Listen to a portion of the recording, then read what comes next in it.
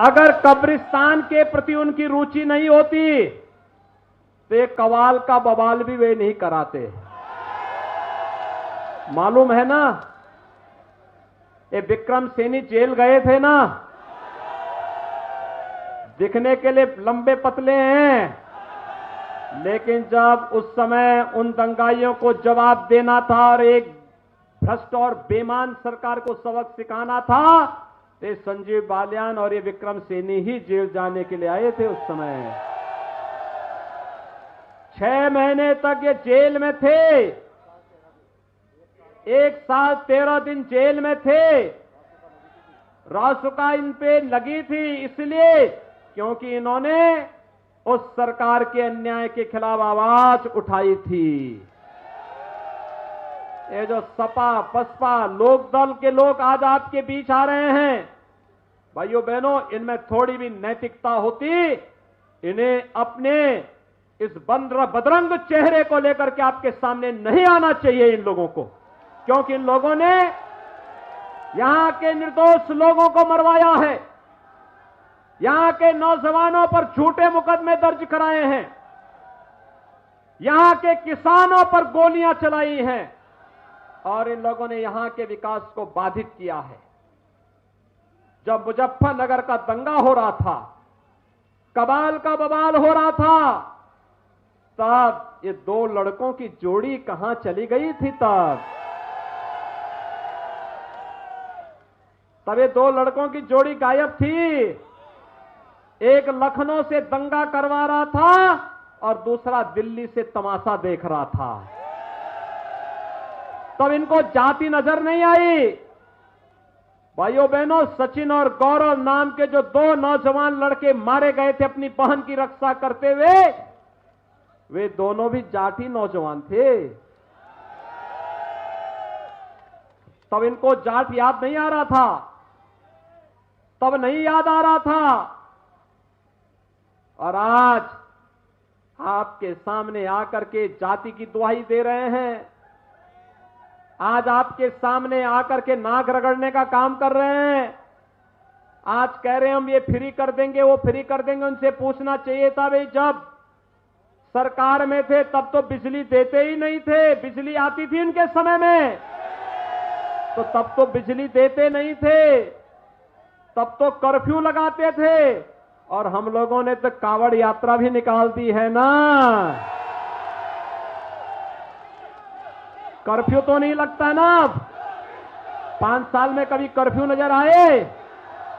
अरे दंगे किसी दूसरे प्रदेश में हुए होंगे, उत्तर प्रदेश में अब दंगा नहीं होगा। उत्तर प्रदेश विकास करेगा और धूमधाम से कांवड़ यात्रा भी निकालेगा।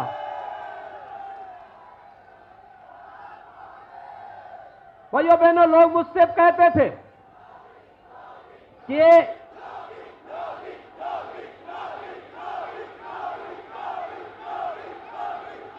भाइयों बहनों, जब कांवड़ यात्रा की बात आई तो तमाम राज्यों ने रोक लगाई, और जब मैंने प्रशासन की बैठक की तो मैंने पूछा भी क्या मामला है।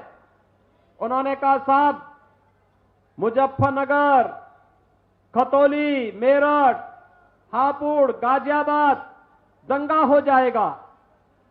मैंने कहा क्यों दंगा होगा? कहा कि कांवड़ यात्रा अगर निकलेगी। मैंने कहा भी क्या अभी उन दंगाइयों के पास संदेश नहीं पहुंचा है कि दंगा करोगे तो फिर पूरा घर बाढ़ चला जाएगा? ये दंगा की बात कहां से खुरापात उनके दिमाग में आती है? मैंने कहा कांवड़ यात्रा निकलेगी, हर 500 मीटर पर गर्म पानी का इंतजाम करो कांवड़ यात्रियों के पैर धोने के लिए, और लंगर लगाओ, जगह जगह उनके लिए भोजन के लिए व्यवस्था करो, और मेरा सरकारी हेलीकॉप्टर भी लेके जाओ। सरकारी हेलीकॉप्टर से कांवड़ यात्रियों के ऊपर पुष्प वर्षा करो, और अगर किसी दंगाई ने कहीं कोई कुत्सित प्रयास किया तो उसका जवाब भी उसी हेलीकॉप्टर से दे देना। भाइयों बहनों, आस्था का सम्मान भी हम करते हैं, लेकिन कर्फ्यू भी नहीं लगने देते। आपको कांवड़ यात्रा पसंद है या कर्फ्यू पसंद है? कांवड़ यात्रा पसंद है ना? ये कावड़ यात्रा कौन निकालेगा? ये कावड़ यात्रा भारतीय जनता पार्टी की डबल इंजन की सरकार ही निकालेगी। भाइयों बहनों, पिछली सरकार दंगा कराती थी, बेटियां असुरक्षित थी, बेटियां स्कूल नहीं जा पाती थी, माताएं बाजार नहीं जा पाती थी, व्यापारी शाम को सूर्यास्त से पहले पहले घर पहुंचने के लिए हमेशा उत्सुक रहता था। लेकिन 5 साल में आपने देखा होगा पूरा बदलाव आया है। न दंगा है, न कर्फ्यू है, न पलायन है, प्रगति हो रही है। अपराधी पलायन कर रहा है, अपराधी पलायन कर रहा है, और इसी अपराधी के पलायन से दोनों लड़के भी परेशान हैं कि अभी तक तो 5 वर्ष में अपराधी पलायन किए हैं। ऐसा न हो कि जनता जनार्दन अपना असली रूप दिखा करके इन दोनों लड़कों को हमेशा के लिए यूपी से ही पलायन करवा दे। उन्हें तो इस बात की परेशानी है, उन्हें परेशानी इसी बात की है, परेशानी इस बात की है कि जनता जनार्दन ने यह तय कर दिया था लोकसभा चुनाव में कि असली कौन, और जनता में मुजफ्फरनगर की जनता को धन्यवाद दूंगा, उन्होंने ताकत तय किया था कि संजीव बालियान ही असली है। जो संकट का साथी वही हमारा साथी। भाइयों बहनों, जो हमारे संकट में खड़ा नहीं हो सकता, साथ नहीं दे सकता, ऐसे अवसरवादी को तो हमें दूर दूर तक पटकने नहीं देना चाहिए। उनको बोलो सौहार्द अपने घर में मनाओ, ये सौहार्द की दीक्षा हमें मत दो। हम जहां हम और हमारी बेटियां, हमारी माताएं जहां सुरक्षित रहेंगी, वह रास्ता स्वयं तय कर लेंगे। और भाइयों बहनों, आज मैं इसीलिए आपके बीच आया हूं। ये लोग आज किसानों की बात कर रहे हैं। कल मैं देख रहा था, एक प्रेस वार्ता किए थे, प्रेस वार्ता के माध्यम से बड़ी बड़ी डींगे हाँक रहे थे। मैं पूछना चाहता हूं, ये लोग जब सत्ता में थे तब इन्होंने किसानों का कर्ज माफ क्यों नहीं किया? भाइयों बहनों, तब किसानों का कर्ज माफ क्यों नहीं किया? और भाइयों बहनों, मैं तो आज आप सबसे कहना चाहता हूं, जब हमारी सरकार आई 17 में, उत्तर प्रदेश के 86 लाख किसानों का 36,000 करोड़ रुपए का कर्ज माफ हमारी सरकार ने किया था। और इसमें मुजफ्फरनगर जनपद के 50,000 से अधिक किसानों का कर्ज माफ हुआ था, 50,000 से अधिक किसानों का। और यही नहीं, यहां पर हमारी डबल इंजन की सरकार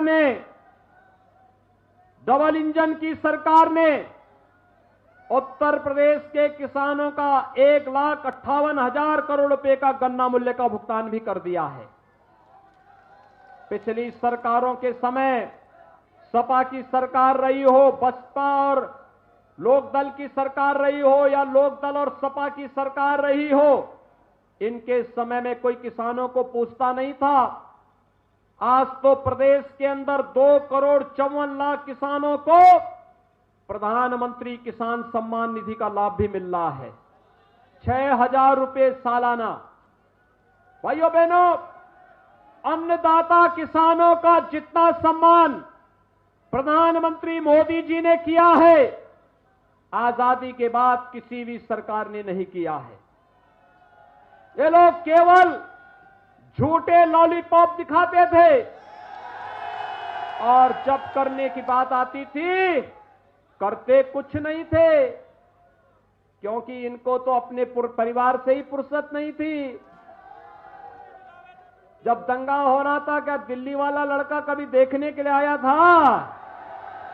झांकने के लिए, हालचाल लेने के लिए आया था? तब ये दंगाइयों का समर्थन कर रहे थे। तो उनको बोलो सौहार्द वहां मनाओ, हमारे यहां मत मनाओ। हम तो जानते हैं कैसे सौहार्द होता है और कैसे सुरक्षा होती है। आज सुरक्षा का कोई भी इश्यू यहां नहीं। हर बेटी अपने को सुरक्षित महसूस कर सकती है और हर बहन और हर माता बाजार भी जाकर के खरीदारी कर सकती है। किसान सुरक्षित है, किसान का सम्मान भी हो रहा है। लेकिन मैं आपसे कहने के लिए आया हूं, इस चुनाव के पहले 4.5 वर्षों तक जो लोग बिलों में दुबके हुए थे, आज जब चुनाव की घोषणा के बाद फिर से बिल से निकल करके रेंगते हुए दिखा करके और फुफकार करके कुछ गर्मी दिखा रहे हैं, 10 मार्च के बाद इनकी गर्मी शांत हो जाएगी। 10 मार्च के बाद इनकी गर्मी को शांत करने के लिए फिर भाजपा की सरकार चाहिए। क्या सहमत हैं? आनी चाहिए ना? और कतई बहकावे में नहीं आना है। ये जो बहकाने वाली बात कर रहे हैं, अलग अलग नारे लगा रहे हैं, कोरोना कालखंड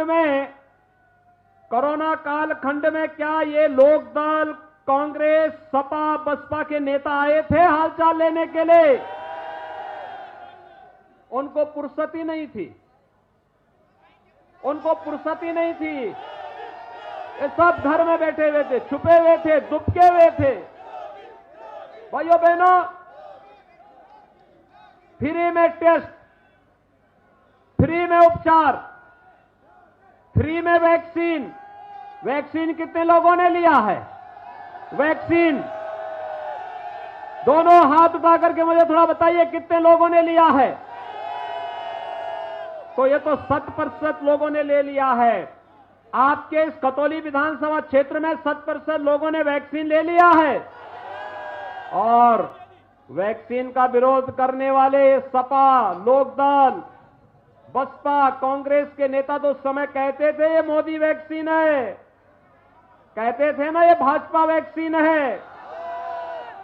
आज उनको जवाब देने की आवश्यकता, ये मोदी वैक्सीन और भाजपा वैक्सीन ने ही हमें बचाया है कोरोना जैसी महामारी से। भाइयों बहनों, अमेरिका दुनिया की सबसे बड़ी ताकत, बड़ी संख्या में कोरोना से मौतें हो रही है। रूस में मौतें हो रही हैं, यूरोप में मौतें हो रही हैं, लेकिन प्रधानमंत्री मोदी जी के कोविड प्रबंधन के सामने कोरोना स्वयं हार मान चुका है। कोरोना की तीसरी लहर भी हार करके चली गई है। इस मोदी वैक्सीन ने सबको बचा दिया है। अगर ये मोदी वैक्सीन हमारी जान बचाई है, तो ये भाजपा वैक्सीन जान बचाई है, तो क्या ये भाजपा वैक्सीन के साथ वोट देंगे? जो संकट का साथी होता है वही सच्चा साथी होता है। और कोरोना जैसी महामारी से इसी वैक्सीन ने बचाया है भाइयों बहनों। और फ्री में अन्न, डबल इंजन की सरकार है तो डबल डोज अन्न का मिल रहा होगा ना, राशन का मिल रहा है।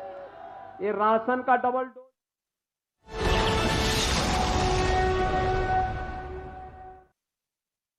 जबलपुर सीट पर केंद्रीय मंत्री अजय भट्ट ने बीजेपी प्रत्याशी शिव अरोड़ा के लिए डोर टू डोर जनसंपर्क करने के साथ ही नुक्कड़ सभा पर के जरिए भी वोट की अपील की है। उन्होंने कहा कि पूरे प्रदेश में बीजेपी के पक्ष में लहर बनी हुई है और भारी बहुमत से बीजेपी की दोबारा सरकार बनने जा रही है।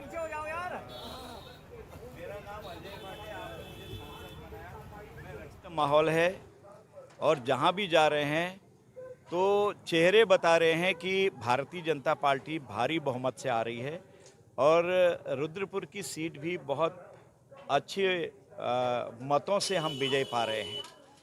लोगों के हाव भाव, लोगों के बात करने का तरीका, ये सब पहले ही पता लग जाता है। केंद्रीय मंत्री ने अल्मोड़ा में जनसभा को संबोधित किया, जिसमें केंद्र और राज्य सरकार की जन कल्याणकारी योजनाओं का जिक्र किया गया। उन्होंने कहा कि जनता बीजेपी की सरकार से खुश है और देश भर के 5 राज्यों में हो रहे चुनाव में अधिकांश राज्यों में बीजेपी की ही सरकार बनने जा रही है।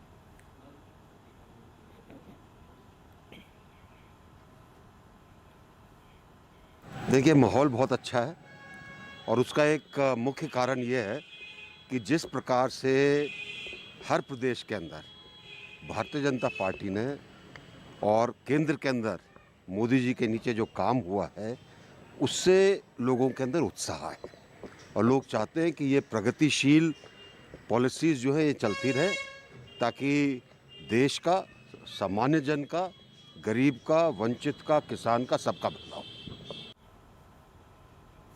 इधर विकासनगर से बीजेपी प्रत्याशी मुन्ना सिंह चौहान के समर्थन में शहनवाज हुसैन ने चुनावी जनसभा को संबोधित किया। शहनवाज हुसैन ने कांग्रेस पर तंज कसते हुए कहा कि पहले बंगाल और बिहार के चुनाव में कांग्रेस को 0 सीट मिली, अब उत्तराखंड की बारी है। यहां पर कांग्रेस में गृह युद्ध चल रहा है। वहीं कांग्रेस नेता हरीश रावत पर भी उन्होंने कटाक्ष किया। राजनीति से मेरा मन उब रहा है, फिर दूसरे दिन पता नहीं कौन सी गोली खा के तैयार हो नए कपड़े पहनते, तैयारी करने लगते हैं। ये जात और धर्म के नाम पर उत्तराखंड को बांटने वाली कांग्रेस